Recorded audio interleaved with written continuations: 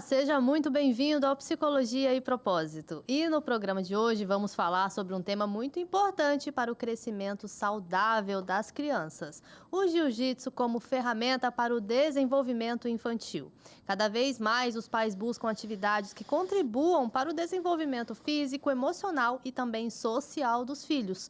E o jiu-jitsu tem se destacado como uma prática que vai além do esporte. Ele ajuda na construção da disciplina, autoconfiança, resiliência e também controle emocional desde a infância. Mas como essa arte marcial pode contribuir de fato para o desenvolvimento global das crianças? Quais são os principais benefícios e quais cuidados os pais devem ter na escolha dessa prática? Para nos ajudar a entender melhor essa temática, recebemos hoje o lutador e professor de jiu-jitsu Arthur Carvalhães, que vai compartilhar sua experiência na formação de crianças dentro e fora do tatame. Arthur, seja bem-vindo ao Psicologia e Propósito.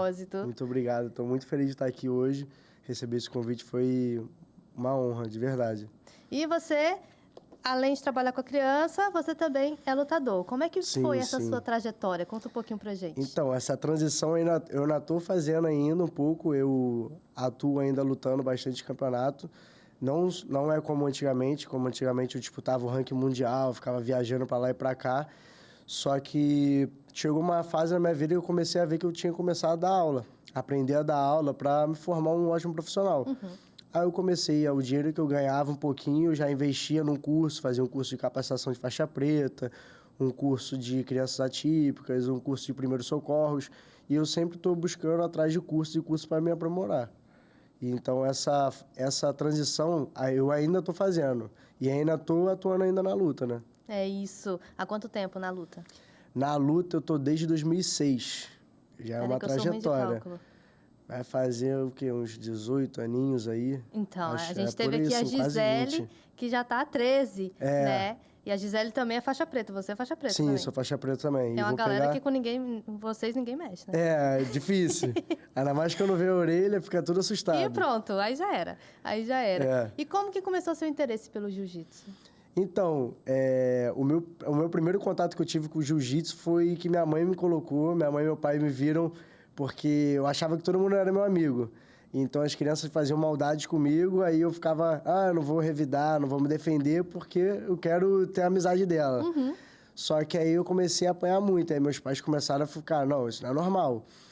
Aí eles me botaram no jiu-jitsu, eu comecei a aprender a me defender, aí ninguém mais mexeu. Aí quando eu comecei a me defender, todo mundo parou. Aí pronto, ganhou respeito. Exato.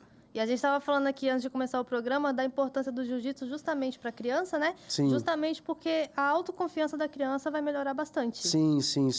A autoconfiança da criança melhora absurdamente. Porque, assim, a criança que ela é muito retraída, ela fica muito fechada no canto dela. E quando a gente começa a fazer o jiu-jitsu, a gente começa a ter contato com as pessoas, a gente começa a encostar nas pessoas. A criança que não encostava antes nem para cumprimentar, agora ela está começando a encostar muito mais.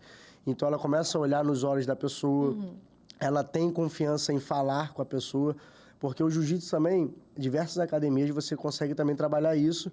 E até na empresa onde eu trabalho, que é a VSD, a gente trabalha muito isso em relação à defesa pessoal e à verbalização. Criança hoje em dia não consegue dizer não.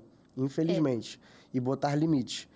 Então, a gente trabalha com as crianças, a verbalização delas, colocar o limite, dizer não quero, não me encosta, não quero esse tipo de brincadeira. Entendeu? E esse limite é importante até mesmo para evitar um abuso, evitar alguma coisa assim. Exatamente então, por conta disso. Até para isso, o jiu-jitsu vai entrando ali, né? Colocando esse limite para a criança, impor esse limite. Exatamente. E qual foi o momento que você pensou assim, não quero mais só praticar o jiu-jitsu como defesa pessoal, para eu parar de apanhar, eu quero realmente ser um lutador? Então, o momento foi que eu jogava bola. Eu gosto muito de jogar bola ainda. Só que o problema foi que jogar bola, todo mundo sabe que no Brasil, entre 100 crianças que querem jogar bola, sei lá, 2 conseguem, entendeu? Então, tipo, é muito difícil você ser jogador profissional. Aí você precisa de um empresário e tal. E na luta não tem isso. Na luta se você ganhar, você se destaca. Se você perder, você vai ter que treinar mais. Então é você por você ali, não depende de ninguém, de empresário, para fazer você crescer na vida, entendeu? No futebol já é assim. Quantos anos, mais ou menos, teve esse start? Eu tive com 14 anos. 14 anos. Agora eu tenho 23, vou fazer 24. Então, a minha carreira de competição mesmo, a Vera, foi desde os 14 anos. Uhum. E quais as competições importantes, assim, que você participou? E eu já participei de diversos campeonatos. Já lutei o Pan-Americano nos Estados Unidos, o Mundial nos Estados Unidos, o Europeu em Portugal, na Itália, o World Pro em Abu Dhabi, algumas vezes. Então, tipo, sempre quando eu lutava a JP, eu disputava no mundo inteiro. Então, eu lutava em diversos países, Suíça. Então, tipo, já viajei bastante. Tenho uma carreira grande. E qual seria o papel do jiu-jitsu na sua formação como pessoa? Ele te formou como lutador, como professor, mas e como pessoa? Qual foi o papel dele? Assim, como pessoa, eu acho que me ajudou muito. Principalmente por conta dessas viagens também, me acrescentou muito, porque eu vi muitas pessoas diferentes, culturas diferentes. Então, o conhecimento foi aumentando cada vez mais. Sim. Tanto profissional quanto pessoal, entendeu? E, assim, o jiu-jitsu me ajudou a ter autoconfiança, porque eu não tinha confiança nenhuma em mim mesmo. Eu tinha medo das pessoas, tipo, de me julgar do que eu vou fazer, só que o jiu-jitsu, tipo, me mostrou que eu não preciso ter esse medo, eu posso ficar calmo e, tipo, saber controlar a situação. Porque no jiu-jitsu, você tá lutando com o cara, a pessoa tá dando pressão na sua cara. Só que você tem que saber como é que você vai sair com calma. Sim. Se você não tiver calma, você vai se desesperar e vai bater. Então, você o perdeu a luta. autocontrole O é fundamental? autocontrole Muita gente fala que o jiu-jitsu... não quero colocar meu filho no jiu-jitsu porque ele vai ser agressivo. É muito pelo contrário. É justamente o contrário da história. Exatamente. Tipo, se você botar o seu filho no jiu-jitsu, é muito mais fácil que ele fique mais calmo, ele saiba controlar os sentimentos dele e você consiga lidar com as situações difíceis. Porque no jiu-jitsu a gente trabalha, você lida com perdas, você lida com amassos, querendo ou não, você vai tomar um amasso na cara uma hora ou outra e você tem que saber lidar. Sim. Entendeu? E a criança ela tem muita dificuldade em lidar com perda. Principalmente lidar com perda. Criança perdeu, já tá chorando. Então, a gente tem que ter esse jogo de cintura com as crianças. Sim. Entendeu? E não tem uma regrinha também, que você não pode arrumar briga fora dali? Então... o jiu-jitsu, ele não é para brigar, ele é para Exatamente. se defender. E aí tem Exatamente. aquela regrinha, você não pode sair daqui e arrumar briga com todo mundo, só Exato. porque você sabe e tudo mais. Tipo, a gente só fica brincando. A única chance que você pode brigar você pode bater no papai e na mamãe na cama, fazendo brincadeira de lutinha. Só assim, tipo, a gente fala pra brincar. Sim. Mas na rua a gente fala, não pode brincar, não pode nem fazer brincadeira de rolamento. Porque, imagina, você faz um rolamento no chão, pode bater a cabeça. Sim. Entendeu? Pode ter uma lesão. Sim. Então, a gente sempre fala pra evitar. Entendeu? Já pros adultos, por favor, nem tenta brincar de lutinha na rua, ainda mais se você for um graduado. Porque aí, pra legislação, você começa a ser uma arma branca. Entendeu? E aí você teve essa vontade de usar o jiu-jitsu para o desenvolvimento infantil. Como foi que surgiu isso? Será que foi pela sua história, justamente porque você apanhava e achou que isso poderia ajudar? Assim, tem muita gente que sempre falou comigo que eu tinha muito jeito pra criança. Meu primeiro contato que eu tive dando aula para criança foi na academia que eu fui chamado para trabalhar lá nos Estados Unidos. Aí eu comecei a dar aula para as crianças lá, tipo, instrutor, e em inglês ainda, mais difícil ainda. Imagina. Mais difícil. Aí eu vim para cá, comecei a dar aula para as crianças e comecei a gostar. E, tipo, dar aula para criança é como se tivesse... Você tem que entrar na brincadeira, você tem que entrar no imaginário da criança para ela conseguir entender, sabe?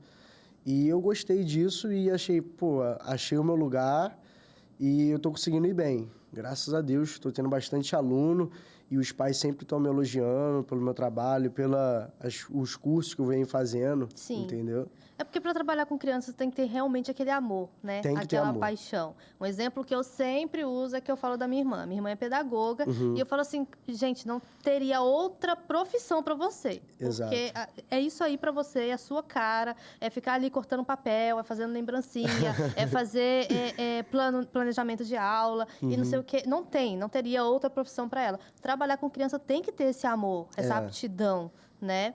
E qual o olhar mais sensível, assim, que tem que ter um professor de luta para uma criança? Assim, a primeira coisa que nem você falou, tem que ter o amor, tem que ter o carinho, o afeto.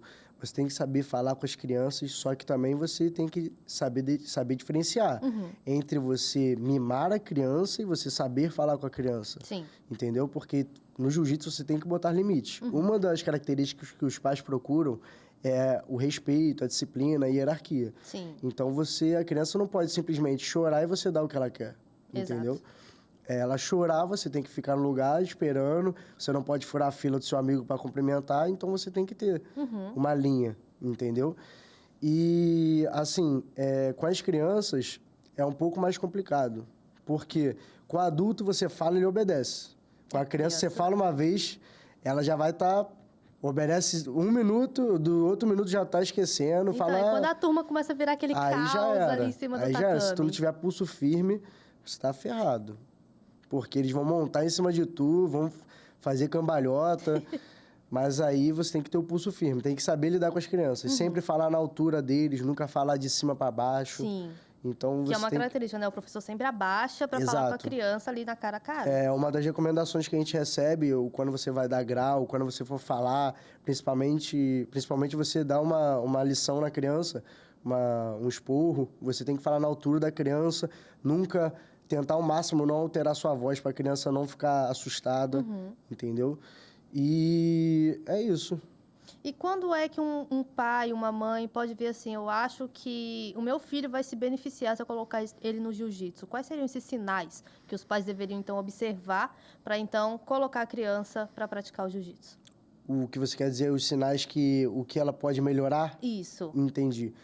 Tipo, os sinais que ela pode melhorar é o respeito. Por exemplo, filho, pega a toalha da cama e bota para estender. O filho não fez, então, obedecer, entendeu? Obedecer regras, obedecer sempre o mais velho, respeitar, saber se posicionar, saber dizer não para pessoas que, sei lá, tenham querendo fazer alguma maldade com a criança. A criança que tem dificuldade de olhar nos olhos dos pais é uma das dificuldades que tem muita criança que não consegue olhar nos olhos. O pai percebe que a criança é meio sem coordenação motora, Sim. Então o jiu-jitsu ajuda muito na coordenação motora. Tem diversos movimentos que a gente consegue fazer, tanto com as pernas, quanto com os braços, quanto com o corpo todo. E tem hora que você tem que usar tudo ao mesmo tempo. Exato. Então vai ter que pensar vai ter que colocar pensar tudo em sincronia. Vai ter que pensar em dobro. São vários sinais. Sim, Né? tem E os muitos benefícios para as crianças são enormes. Enormes.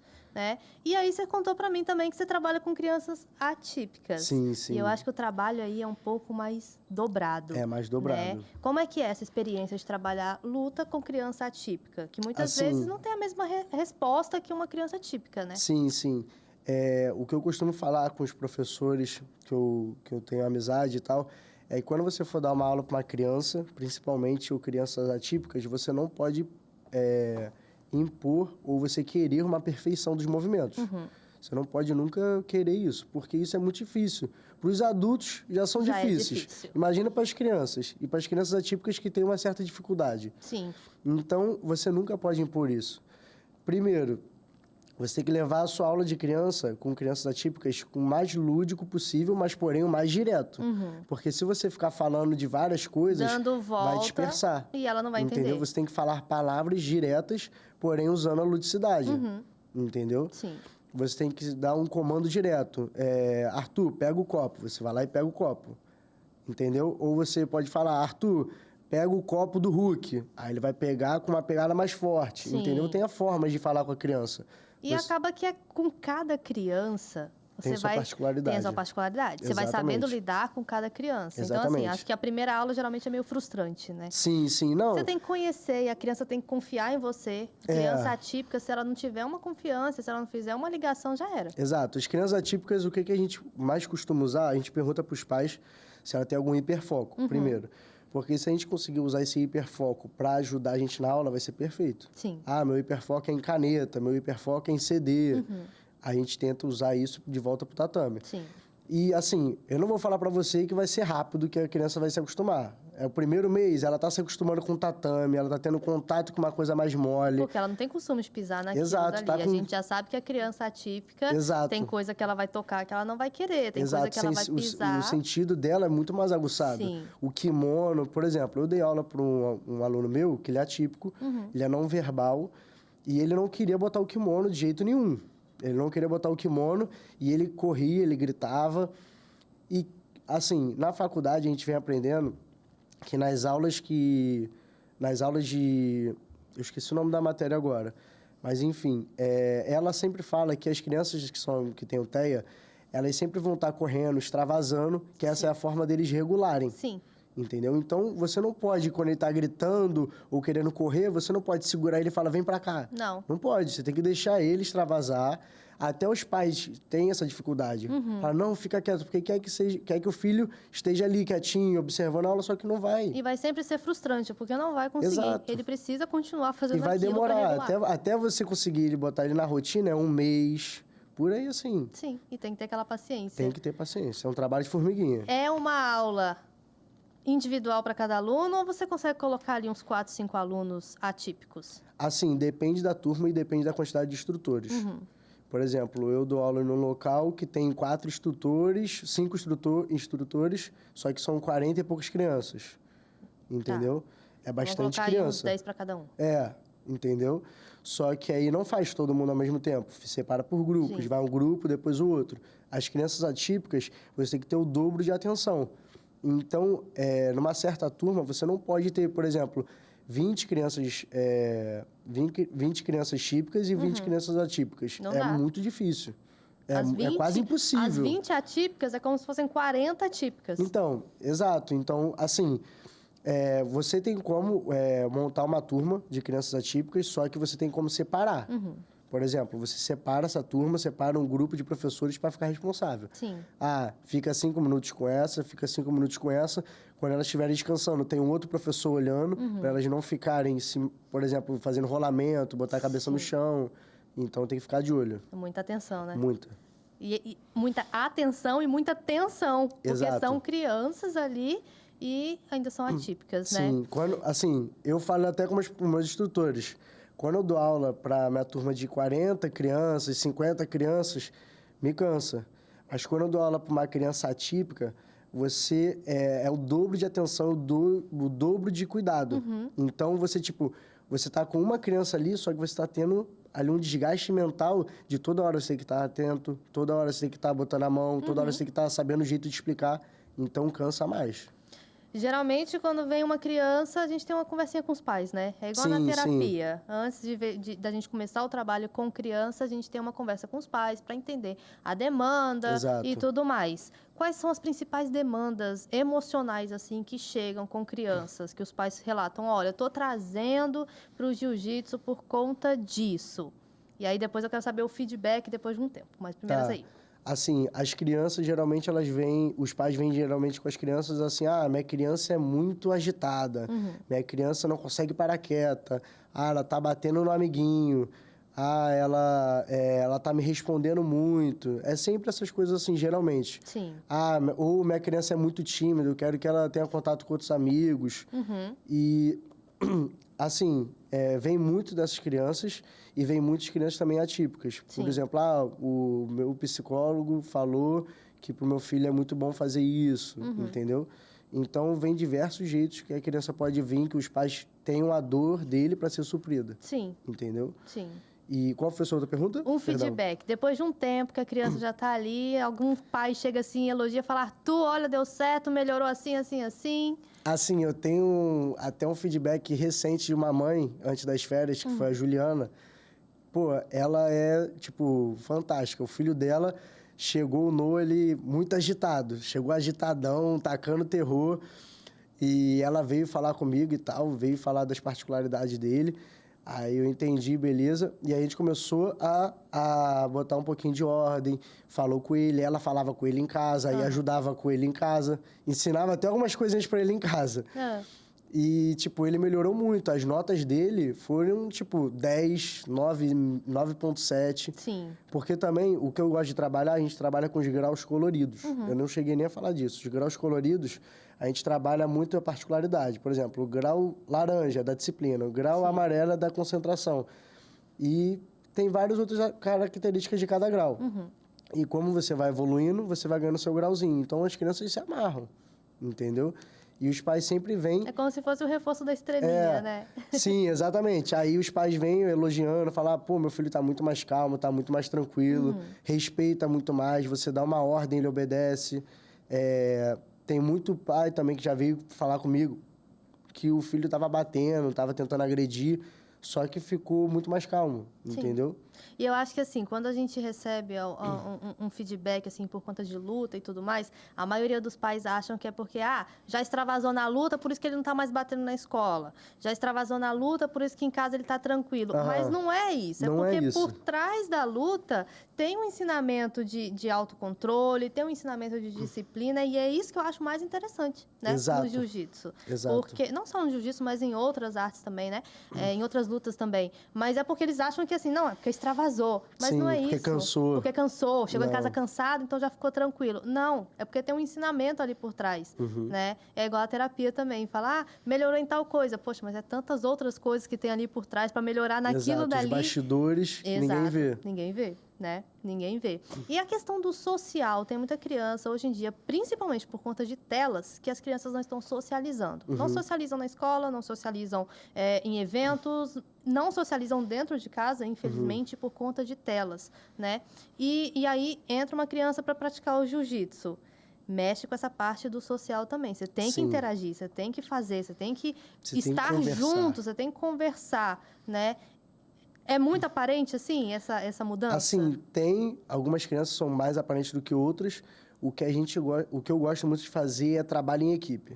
Eu separo eles em equipe, boto, tipo, o dia da brincadeira. Sei lá, sexta-feira, a quarta-feira, eu separo eles por equipe. Aí eu boto, esse aqui é o time tal, esse aqui é o time tal. Aí a gente bota várias brincadeiras e eles vão tendo que se organizar. Eles têm que conversar entre eles para eles conseguirem ganhar. Sim. E se não conversar, vai pagar uma prenda. Aí aprenda, imita o macaco, imita o peixe fora d'água. Aí eles ficam rindo um com o outro, eles ficam conversando um com o outro. E acaba que mesmo que não tenham conversado, mas está interagindo agora na hora da prenda. O que eu gosto também de fazer é chamar os pais para aula. Sim. Então, tipo, eu boto uma brincadeira, eu vou lá e chamo um pai para entrar. Porque aí isso vai estreitando um relacionamento do pai e filho. O pai e filho vão querer brincar, vão querer conversar, vão querer zoar um ao outro no meio da brincadeira. Então, isso você tem que ter um jogo de cintura para saber como você vai transformar isso em benéfico. Sim. Entendeu? Sim.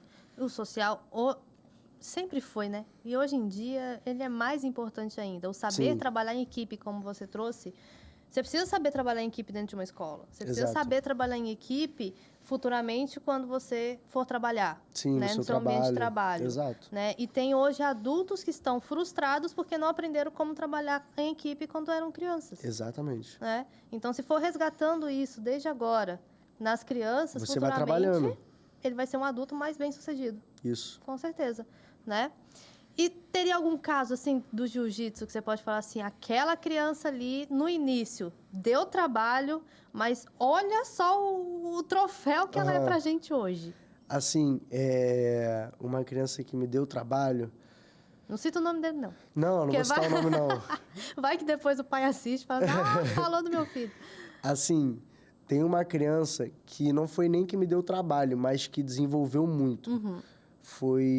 Eu posso até falar o nome, que é o Theo.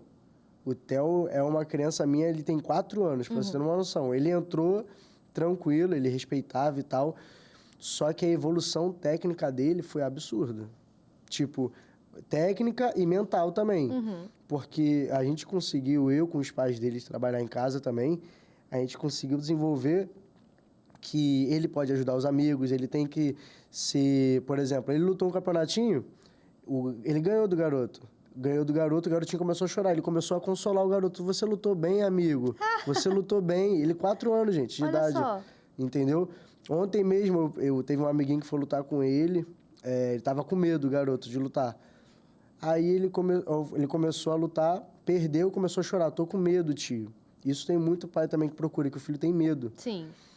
Aí eu falei assim, você não precisa ter medo, tá? Eu e sua mãe aqui do lado. Qualquer coisa, você não vai estar se machucando. O tio vai estar botando a mão e o Theo vai me ajudar. Ele é seu amigo, ele vai te ajudar também. Aí ele olhou pra mim, ele entendeu e começou a deixar o amiguinho fazer as coisas. Com 4 anos, tipo, deixou ele fazer sem eu precisar falar nada. Vou ter que deixar pra poder ajudar o colega pra ele não ficar com medo. Sim, ele deixava, ele fazia. Então, ele teve a maturidade e a percepção de que tinha que deixar o amigo pra ele ficar feliz, pra ele ter coragem. Sim. Então, tipo, pra uma criança de 4 anos, você tentar explicar isso falando é difícil. Mas de tanto ele praticar o jiu-jitsu no dia a dia, Ele já ele começa a entender, sabe? A evolução que o pingo é letra, dele. né? Exato, ele começa a evoluir de um jeito absurdo, muito grande. E será que, indo agora nesse amiguinho que tava com medo, será que o medo que as crianças têm é medo de se machucar ou é medo de perder? Aí você também tem que diferenciar. Tem um amigo, por exemplo, tem muita criança que luta, perde. Aí fala, ai, tio, meu braço, machuquei. Aí começa a chorar, mas você sabe que não machucou o braço. Sim. Ela tá chorando porque ela perdeu, entendeu? Você tem que saber diferenciar. O professor tem que ter esse feeling, o conhecimento da arte marcial. Então, você tem que saber como você vai consolar, ou se você vai consolar, tipo, de uma forma mais cuidadosa, ou você tem que falar assim, vamos, dá pra você continuar. Sim. Entendeu? Sim. Então, você tem que ter esse feeling do posicionamento ali do professor, quando vai pegar no armlock. Você sabe que o braço está esticado, pode machucar, já para. Sim. Entendeu? Sim. Então, a criança que tem o medo de se machucar, muitas das vezes é a falta de atenção do professor. Porque a criança já se machucou. Poderia ser evitado. Sim, mas também tem situações que não tem como evitar. Por exemplo, tem uma criança, ela faz um movimento muito rápido, derruba o amigo vai lá e bate de cabeça. Como é que você ia estar ali para botar a mão? Não dá. Entendeu? Por isso que a gente tem que ficar falando toda hora, passa a cola no peito para colar o queixinho. Então, sempre quando cair, bate a mãozinha e cola o queixo no peito. Então, você sempre tem que estar falando com a criança, porque tem coisas que podem acontecer. Exatamente. Você está fazendo uma arte marcial. E o que você tem que sempre deixar claro para as crianças, como o meu professor fala, o óbvio precisa ser dito. Então, para as crianças, você precisa falar, você está fazendo luta. O amiguinho, ele vai encostar a mão na sua cara, o amiguinho vai bater o cotovelo na sua cara sem querer. É normal. E é normal, pode encostar. Isso é normal. Isso é uma das coisas que ajuda para a criança ir perdendo medo de ter o contato com outras pessoas. Sim. Entendeu? Então, você precisa sempre reforçar isso para as crianças. Ah, tio, mas ele é muito pesado. Ué, mas como é que eu vou arrumar alguém do seu peso para na mesma faixa? Não tem como. Tem como. Tem que você lutar, mas o tio vai estar atento. É lógico que se tiver uma diferença de peso muito grande... Você não vai permitir. Exato, mas o risco de se machucar é muito grande. Então, o que você faz? Você bota alguém mais ou menos do mesmo peso e você fica de olho, entendeu? Ter a pessoa da mesma categoria, mesmo peso, é só em campeonato. É impossível. Como que a gente faz para uma criança entender quando ela não ganha aquela competição? Então, a criança, quando ela quer pensar só em ganhar, o que a gente tem que fazer? A primeira coisa é botar ela para brincar. Você bota ela para brincar e com umas brincadeiras lúdicas você começa a ver se ela vai ganhar ou vai perder. Sim. E se o pai já vem com esse diagnóstico, né? Que, meu filho tem o diagnóstico e só quer ganhar. Entendeu? É uma forma de expressar. A gente tem que botar umas brincadeiras sabendo que ele vai fazer com alguém que ele vai perder. Sim. E tem algumas vezes que a gente vai trocar. Aí vai botar com alguém que ele saiba que ele vai ganhar. Então, tipo, você sempre tem que estar pareando a vitória com a derrota, a vitória com a derrota. Sim. Pra ela saber ir lidando com os sentimentos. E vendo que sempre após ela perder, ela vai ter uma nova chance. E sempre quando ela ganhar, não é todas as vezes que ela vai não vai ganhar. Sim. Entendeu? É Então, complicado. É meio complicado. Eu tinha uma paciente, 9 anos. Sim, 9 anos. E ela tinha sempre que estar no topo de tudo, sabe? As notas tinham que ser as mais altas. Se ela tirasse um 9, para ela já estava ruim. Sim. Tinha meio que uma competiçãozinha dentro da sala de aula. Então, ela tinha que sempre estar no topo. Qual era a minha dificuldade de trabalhar com ela? Ela nunca tirava nota baixa. E eu falava para a mãe dela, eu preciso que ela tenha alguma coisa ruim para ela se frustrar. Mas nunca tinha. E aí ela começou a fazer patinação artística. E foi para... Lá eles têm um negócio de ganhar estrelinha para colocar na bandeira, não sei o quê. Foi no primeiro, ganhou. Aí eu, ai, meu Deus do céu, eu preciso que ela se frustre para eu trabalhar isso com ela na terapia. Aí ela foi para outra competição lá da estrelinha, não é competição, é tipo uma prova que eles têm, para poder, um nivelamento para poder ganhar a estrelinha na bandeira. Aí a segunda, a professora colocou a maior expectativa nela, falou que ela estava muito bem, ela foi participar da prova, e aí ela perdeu. Não atingiu a nota para ganhar essa estrela. E aí ela veio para terapia, e ela chorou, e ela não sei o quê, e eu... graças a Deus, né? Eu precisava que ela se frustrasse. E ali a gente foi trabalhando e tudo mais. Olha, qual é o problema de você não ter ganhado essa estrela? Você vai ter oportunidade de novo? Vou. E aí, a gente começou a ver que tinham alunos que estavam muito mais tempo nas aulas do que ela. Então, que não é só saber fazer, mas às vezes tem detalhes ali nos movimentos que ela tinha que fazer na patinação que fariam com que ela alcançasse as notas e tudo mais. E aí, depois teve uma competição estadual. E ela foi. Com pouco tempo de patinação. E a mãe dela falou comigo, falou, Laís, eu tô preocupada porque se para perder uma estrela, ela fez um show, imagina se ela perder essa competição. E eu fiquei, ai meu Deus, e agora? Eu falei, não, a gente já trabalhou. Ela sabe o que ela tem que pensar, ela sabe o que ela tem que colocar em questão e tudo mais, então vamos manter.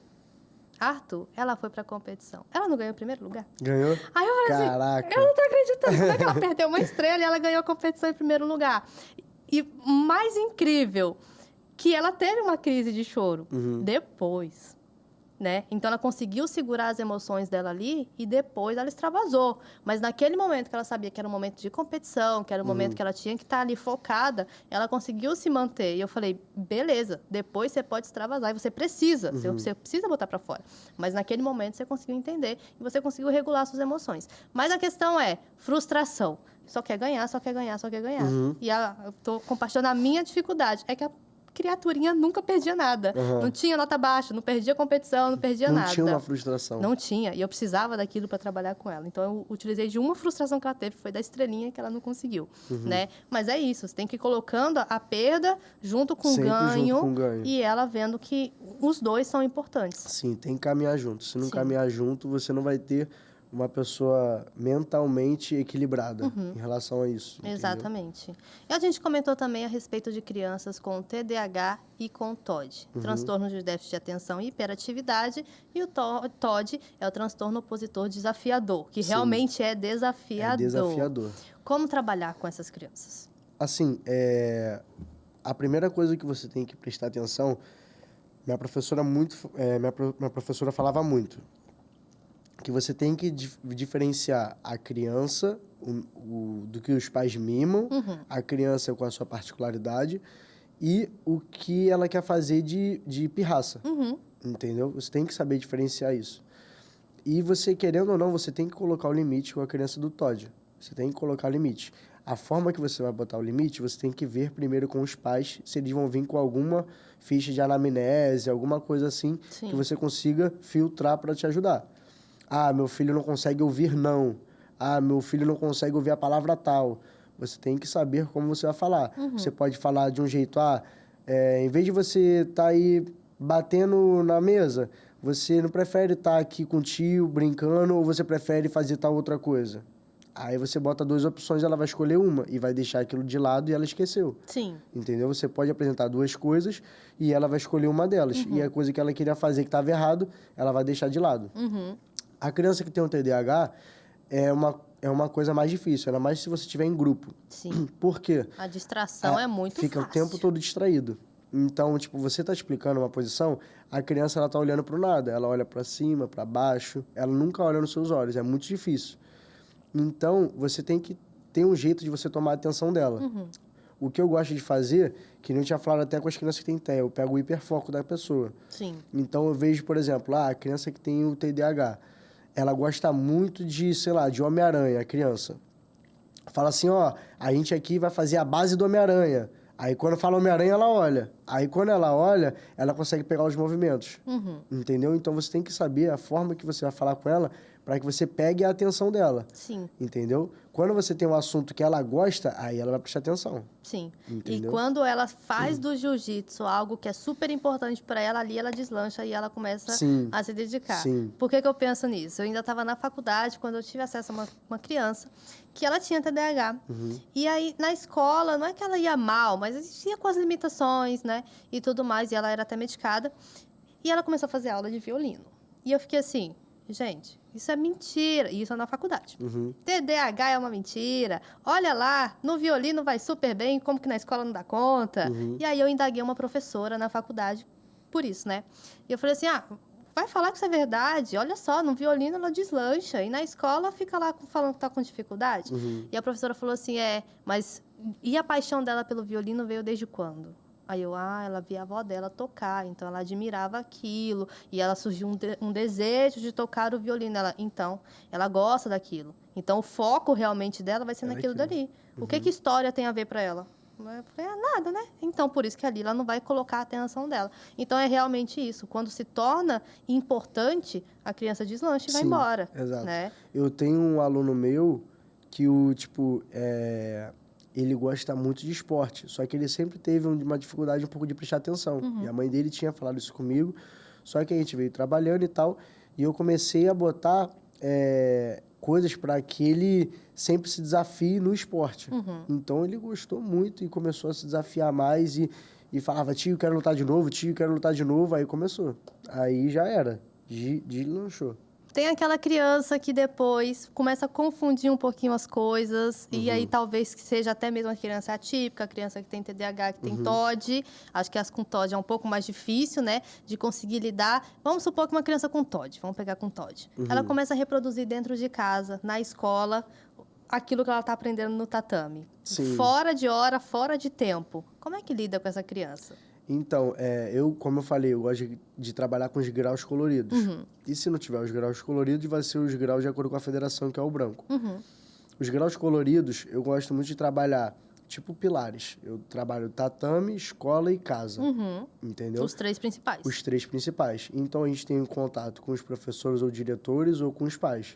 E eles têm que ter o feedback com a gente aqui o tempo todo. Então... Se o filho está fazendo algum tipo de bagunça, a gente vai lá e fala com ele assim, se você fizer tal coisa, o grau da disciplina vai sair. Se você estiver fazendo ou desobedecendo seu pai, o grau da disciplina sai. Tanto do jeito que eu coloquei, eu posso tirar.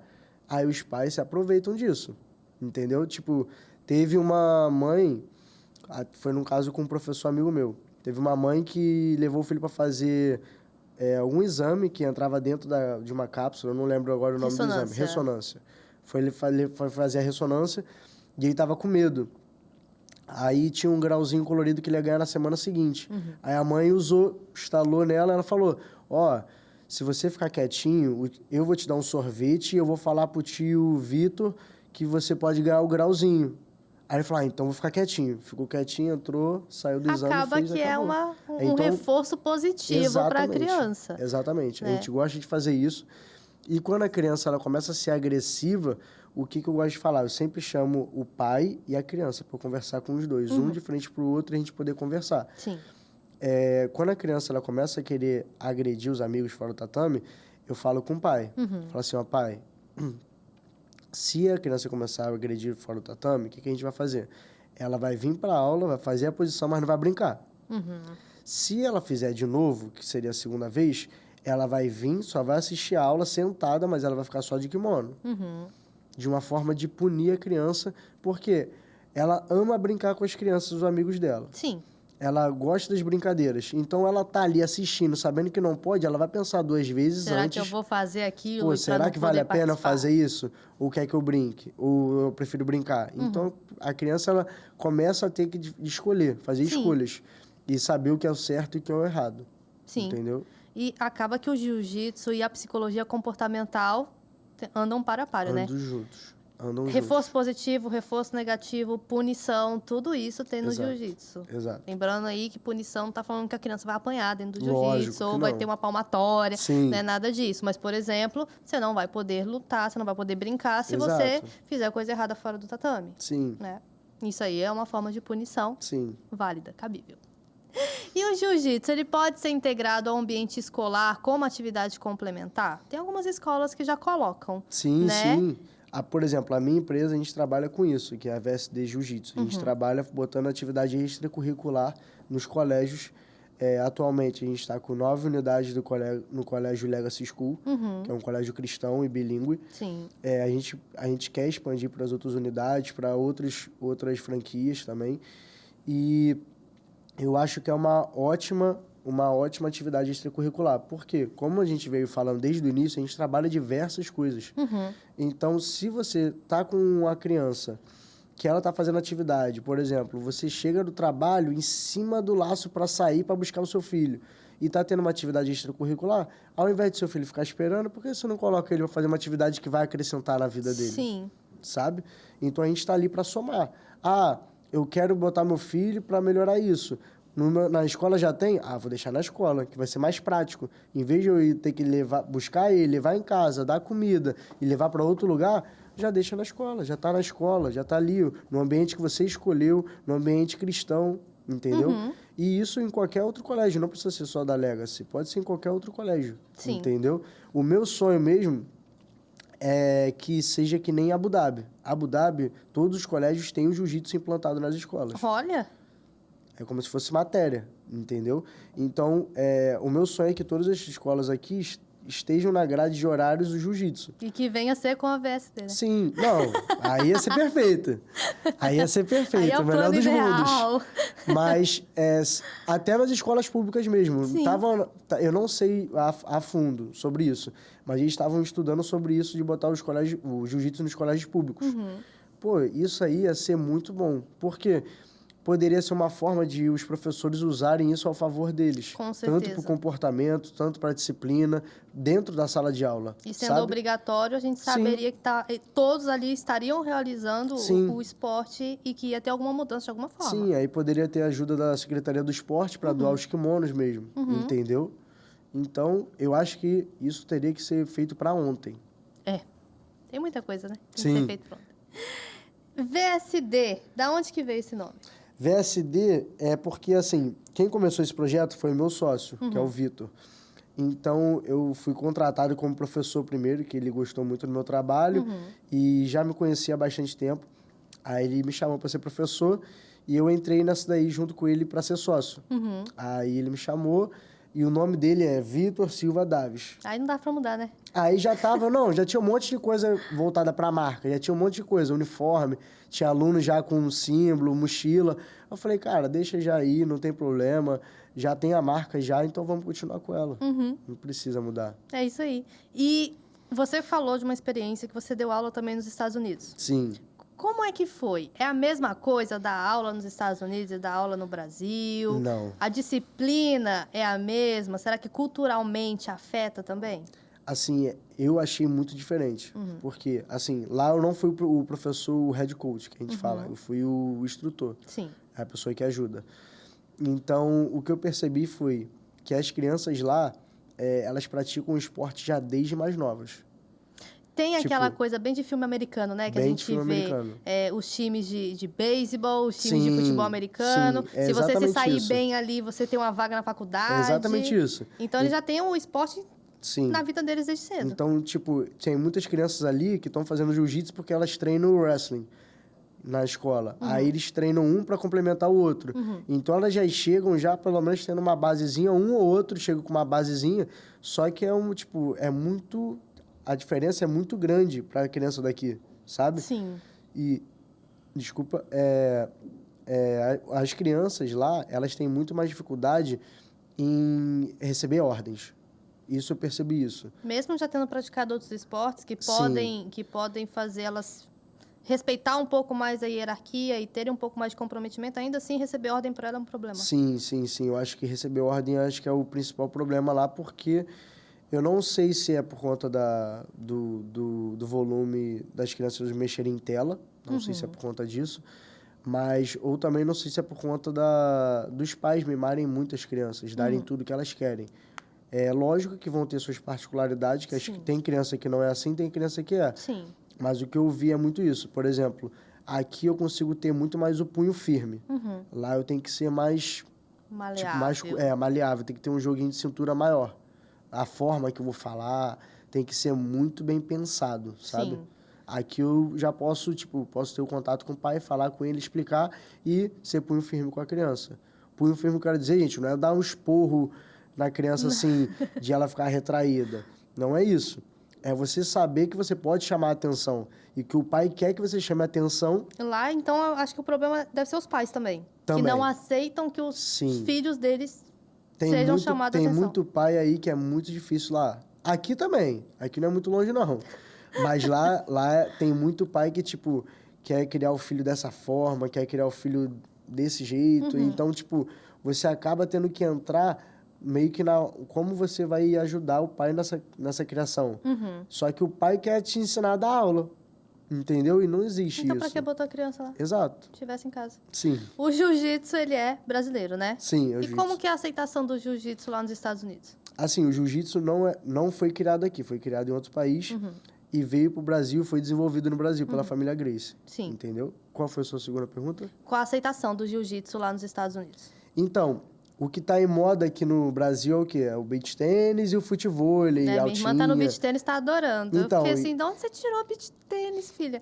Aí ela, não, na academia do lado da escola que eu trabalho, tá super na moda. E eu falei, então tá bom é que ela tá gostando, né? Sim, aqui tá na moda. Só que lá nos Estados Unidos, o que tá na moda em alta é o esporte, arte marcial, de luta, MMA e jiu-jitsu. Então, tá, tipo, explodiu. Então, todas as crianças querem fazer, os jovens querem fazer. Então, eles estão começando a entender o que é o jiu-jitsu brasileiro lá. Sim. Então, tipo, tem muitas academias, porém os Estados Unidos é muito grande, então tem espaço para botar academia em vários outros lugares. Mas tem muito lugar já lá, muito. Então tá sendo bem aceito. Tá, muito. Porque lá também, até nos outros países, né? Abu Dhabi, o exército, a parte do militarismo, eles estão contratando os brasileiros para ensinar o jiu-jitsu para eles lá. E aqui, lá nos Estados Unidos, os professores de jiu-jitsu ajudam na formação das pessoas que querem ser policiais. Então, um tá ajudando o outro. Sim. Então, eles estão gostando pra caramba, sabe? Sim. Muito interessante. E se tratando da criança, será que seria interessante os pais, educadores e cuidadores também praticar o jiu-jitsu? Sempre é bom. Assim, lembrando, o jiu-jitsu é uma coisa complementar para terapia e para o ensino de casa. Não é lá que você vai educar a sua criança. Sim. Não é. Tem muitos pais que acham que o jiu-jitsu está ali que você vai educar o seu filho. Não. Seu filho tem que ser educado em casa e aqui eu tô te ajudando Aprimorando a educação que ele recebeu. Exato. E a formação dele como pessoa. Eu falo muito isso para os meus alunos. Eu falo assim, se você quiser, traz o seu pai, sei lá, o seu irmão, a pessoa que é adulta, traz seu filho, sua filha para fazer uma aula para você ver como é que é.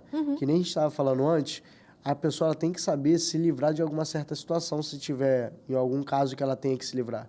Por exemplo, hoje em dia o mundo está muito difícil. O cara for segurar uma mulher na rua, você tem que saber se livrar dessa situação para pelo menos você correr. Sim. Disputar a força, lutar, dar soco, você não vai fazer isso com a pessoa. Você não precisa. Você precisa se desvencilhar para você sair. Se você pedir socorro, já está de ótimo tamanho. Entendeu? Na defesa pessoal, tem as suas formas, que você pode dar a aula de defesa pessoal. E uma delas é a precaução. Acho que essa é a que o pessoal menos utiliza hoje em dia. O que seria a precaução? É você, quando você parar no sinal vermelho, ao invés de você estar com o vidro abaixado, você levantar o vidro. Sim. Precaução. Meia-noite você não está andando numa rua escura, principalmente com cordão de ouro, com um relógio dourado. Entendeu? E vai chamar a atenção. Exatamente. É a famosa frase, né? É melhor prevenir do que remediar. Não, na verdade é melhor prevenir do que entrar numa briga. Exatamente. Assim, infelizmente, o nosso mundo está muito difícil. Tá. E os homens hoje em dia, eles são muito maldosos. Homens que eu quero dizer em modo geral. Então, você também tem que ter a prevenção do que você vai botar no local onde você vai. De roupa, que eu quero dizer. Infelizmente... E aí entra um outro assunto que gera um pano pra manga, né? Porque tem gente que fala assim, mas isso aconteceu por causa da roupa. Aí vem as feministas e falam assim, mas ela tem a liberdade de usar a roupa que ela quiser. Exato. Só que você tem que saber o local onde você está indo. Sim. Você não vai usar uma roupa com um decote muito grande numa rua deserta que você sabe que tem muito assalto e tem muita gente que sofre abuso ali. Por que você vai passar ali? Você não pode ser evitado? Sim. Então bota outra roupa. Exato. Ninguém está pedindo para andar de burca. Ninguém está pedindo para andar de burca. Quanto Só que tem menos situações atenção e situações. você chamar, exato, mais difícil vai ser de você ser violentado. Né? A gente falava um pouco a respeito disso também com a Gisele, que esteve aqui. né? Sim. Que também é lutadora. Treina você comigo. Treina com você. Sim. Já levou uma costa dela? Ah, já. Ela é forte. Há pouco a gente teve um caso aí de uma mulher que apanhou dentro do elevador, 61 Sim, 61 socos do namorado. A Gisele falou pra mim assim, Laísa, pelo que eu vi do vídeo, era um pouco difícil dela ter escapado, Então, né? Ela tava bem acuada, mas tinha coisas ali que ela podia fazer. Assim, tem muita gente que tá botando em rede social, até aproveitando muito da imagem disso, infelizmente. Mas, naquela situação dentro do elevador, ela não tinha muito o que fazer, sabe? Porque ela estava num ambiente fechado. Sim. Primeiro, quando você está num local que você sabe que vai ser agredida, não estou falando que ela sabe, lógico que não. Sim. Você, primeiro, tem que ver a quantidade de pessoas que tem à sua volta. Quanto mais, melhor. Que ele vai ficar intimidado. Quanto mais pessoas tem à sua volta. Quantas pessoas querem te agredir? Primeiro, você tem que evitar os golpes por trás que você não está vendo. Então, você tem que encostar numa parede. Beleza? Segundo, se só é uma pessoa num ambiente fechado, você tem que procurar sempre o local de saída primeiro. Dentro de um elevador não tinha essa Dentro de um opção. elevador tá fechado, 4 paredes, como é que vai sair? Não Entendeu? O que ela poderia ter feito não é na situação no elevador, mas é que nem a gente falou, da prevenção. Entendeu? Ela viu que o comportamento já não estava legal, eles já não estavam se dando bem, já estavam se estranhando, já sabia que poderia estourar um gatilho, porque você consegue, tipo, diferenciar quando a pessoa está normal e quando ela está alterada. Sim. Então, ela poderia evitar, de uma certa forma, que ela poderia... Ah, desce você primeiro que eu desço depois. Que você está separando. Ele desceu primeiro, você depois saiu e foi para um ambiente aberto. Entendeu? E a outra coisa é que, hoje em dia, tudo é o quê? Filmado. Todo mundo está com o celular aqui. Então, se alguém quiser ir para cima de você, primeiro você tem que observar. As mãos têm que estar altas, você tem que estar sempre mostrando para a pessoa que você quer apaziguar a situação. E você tem que estar sempre o quê? Mostrando para as pessoas e para as câmeras que estão sendo filmadas que você quer evitar qualquer tipo de conflito. Para depois a culpa não cair para cima Exatamente. de Você gesticular com a boca, fazer sinais. Olha, eu não quero esse tipo de discussão. Por favor, se afasta, não quero fazer nada. Sempre mostrar para as câmeras que você quer evitar. Porque qualquer coisa, se for usada contra você, eles vão pegar a primeira coisa é a câmera. Sim. Entendeu? Exatamente. Então, se você mostrar que está evitando, que você não quer qualquer tipo de briga, você já tem uma arma ao seu favor. Exato. Entendeu? Gente, o assunto tá muito bom e acho que daria mais uns 2 podcasts aqui, Sim, né? dá. Facilmente, Arthur. Pode me daria chamar mais. que eu tô vindo de novo. Vamos fazer a temporada 2 do Arthur e da Gisele também, porque ficou muito bom. Depois você dá uma olhadinha, você assiste pra Pode você deixar, ver. vamos ver. Arthur, obrigada pela sua presença. Muito obrigado. Passa pra gente seu Instagram, o pessoal acompanhar você. O meu Instagram pessoal é arthur.carvalhais. E o meu Instagram da minha empresa, se vocês quiserem acompanhar, eu peço muito, é VSD Jiu-Jitsu. Tá bom, galera? Se vocês puderem lá dar uma conferida no nosso trabalho, curtir, comentar, seguir, já vai ajudar muito. E é isso, acompanhe ele lá, acompanhe a empresa, vejam, você que é pai, mãe de criança atípica, tem muitos ganhos para a criança. Praticar o jiu-jitsu, por exemplo, é um deles, né? E a criança tem que estar inserida em todas as áreas, não só dentro de escola, mas também em outros ambientes sociais, restaurantes e tudo mais. E também, por que não, no jiu-jitsu, que vai trazer para ela disciplina, controle de emoções e tudo isso. Gostou desse episódio? Não esquece de compartilhar. Entra lá no nosso YouTube, no canal Psicologia e Propósito e compartilhe com o máximo de pessoas, pais, mães, educadores, que eu tenho certeza que da forma que te ajudou, ajudará eles também. E olha, nosso Instagram, Psicologia Propósito, direto, tem novidades lá, quentinhas para todos vocês. E você que esteve com a gente aqui, muito obrigada, que Deus abençoe e até o próximo Psicologia e Propósito. Tchau, tchau.